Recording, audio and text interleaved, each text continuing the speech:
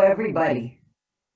Oh, I'm Zentella, and I need those slides up. I want to tell you that I am the daughter of two immigrants, a Puerto Rican mother and a Mexican father. My mother came as a citizen to the United States because Puerto Rico is a territory of the United States. But my father was brought as a child by his parents fleeing the revolution of 1920. They met in New York, and although their immigration stories were very different, the discrimination they faced was very similar. My father was illegal until he was drafted into the US Army in World War II, and they made him a naturalized citizen upon drafting him. I don't know if you know that as of 2018, we're no longer a nation of immigrants according to the US Immigration and Citizenship Services. Their mission used to be to secure America's promise of providing immigrants with immigration and citizenship benefits, but they have now changed to protecting Americans on the right side in bold, securing the homeland and honoring our values. In the next slide, you will see that as the truth in fact is, in the next slide, you'll see that as the truth is that we are all immigrants we have immigrant backgrounds. 200 years ago, 97% of the United States was foreign born. And what has happened in the interim is that those dark blue sections, which indicated immigrants from Northern and Western Europe, have changed to predominantly Asia and Latin America. And that majority occurred in the 1980s. The next slide will show you that there are 45 million immigrants in the United States today, but they're only 13.7%, less than 14% of the United States. You can look for this data online. This is the immigration official data. The next slide will tell us that even though the pandemic has worsened situations now, there really was a very strong anti-immigrant movement exacerbated by comments by the president. As soon as he became president, and even before that, calling Mexicans in particular rapists and saying they brought drugs and crimes. The anti-Latino hate crime increased 176% in 3 weeks after the 2016 election. And in 10 days after the election, there were 867 incidents. Anti-Muslim crime is growing much faster lately. I should point out that on the lower right, a Mexican taco shop in Mexico created the Mexican taco, the Trump taco, which has a lot of tongue, few brains, and a big pig snout. But the truth is that in the next slide, we'll see that the attacks are not only on Latinos. Here in San Diego, this young 17-year-old Syrian refugee was badly beaten on his way home from school for speaking Arabic on the phone. What trash are you speaking? These attacks, especially on languages other than English, have been growing. There's a RAISE Act being suggested that would require English proficiency before you can apply for immigration. It is now required for citizenship. And a Cedar Rapids, Iowa newspaper does not allow for job ads in Spanish. The White House webpage removed all languages other than English from its information about the government beginning on Inauguration Day. And some of the insulting labels that you see leveled at immigrants are on the bottom here. The notion of anchor baby and chain migration is one being pursued by Trump's main advisor, Stephen Miller, who is trying to end birthright citizenship.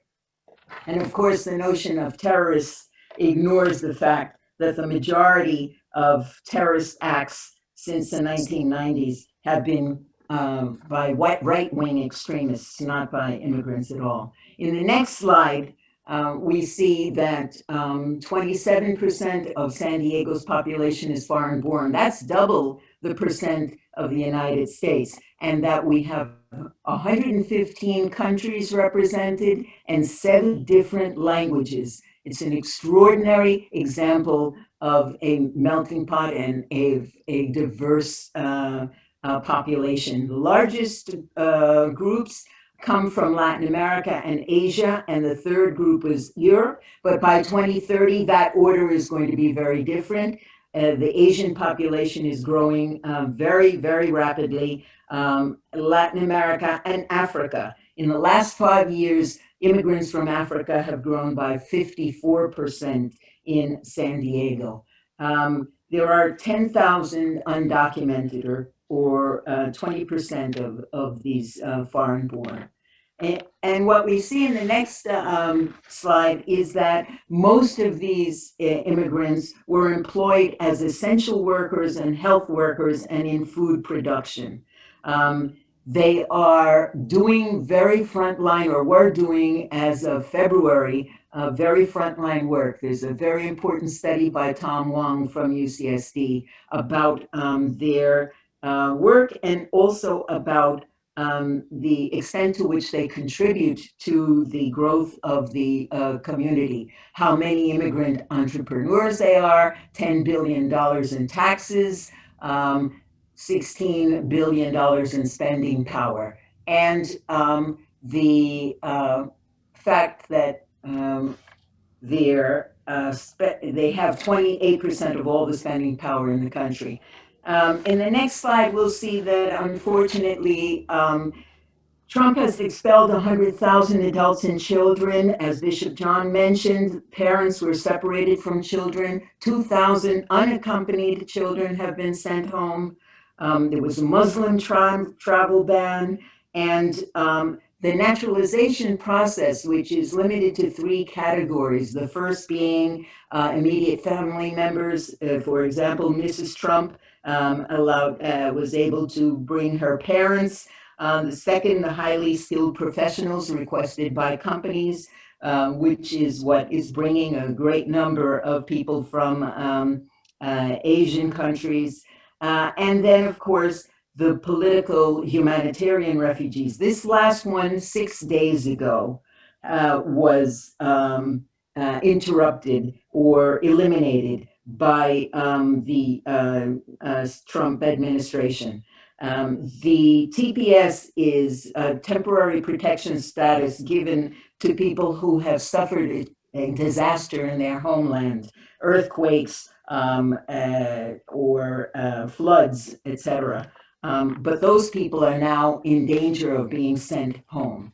On the next line, you'll see that people like my father, who were brought here as a child, the young DACA students, are very much in danger. They have, the Supreme Court has rejected attempts to eliminate them. However, there are no more requests for DACA being accepted, so young people whose sisters and brothers are here can not have them apply for DACA. The renewal is now every year instead of every 2 years, and it has gone up to, and it's $495 that these young people have to come up with. I mentor a DACA student, and the difference between her and her sister and brother who were born here is massive in terms of the fears that they live with, the stresses that they're under, and the economic hardships that they endure. Of course, we know that detention has been a major problem, but just 6 days ago also, a whistleblower pointed out in Georgia that these women were undergoing hysterectomies unknown to them. Of course, in Otay Mesa, we have had 1 death by COVID-19 and many illnesses due to COVID.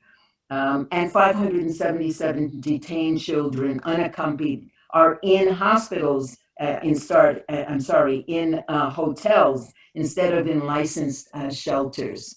Um, and in the next slide, we'll see that Father Freeman suggests to us that nothing is easier than to blame others for what has gone wrong in our own life or in the world. This is the beginning of racist persecutions, ethnic cleansings, and holocausts.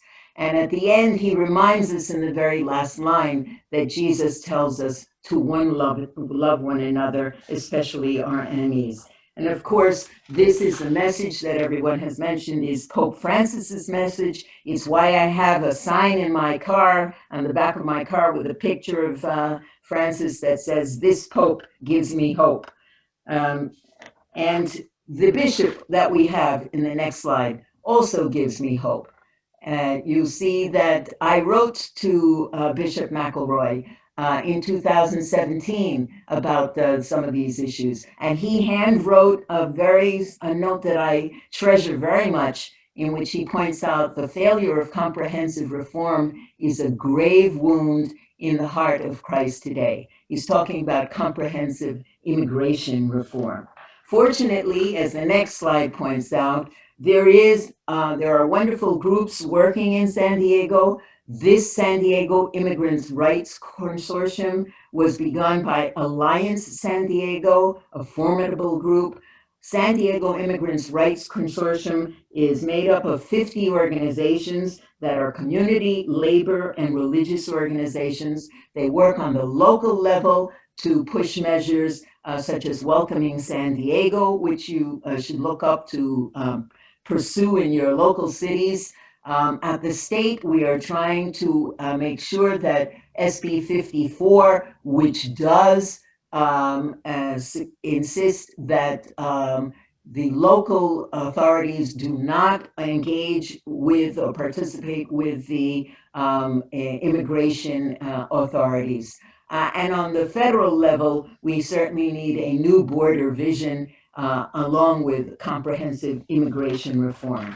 What are those reforms? In the next slide, we'll see that we need pathways to citizenship for immigrants in the United States. They need to know what their status is.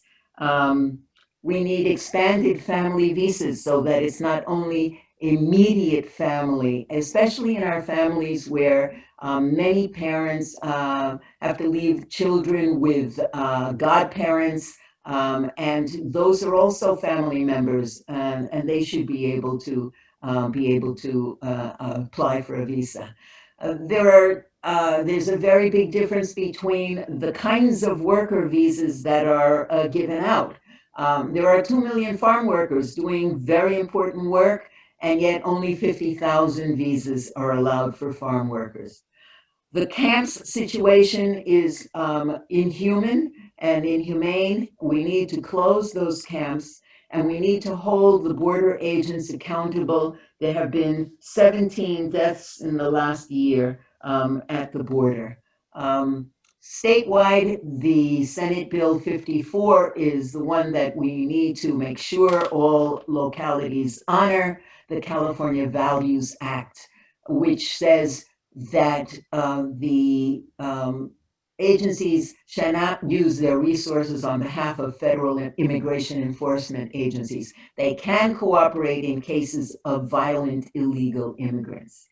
On the local, okay. On the local level, there are many other things that can be done. We'll just go to the last slide.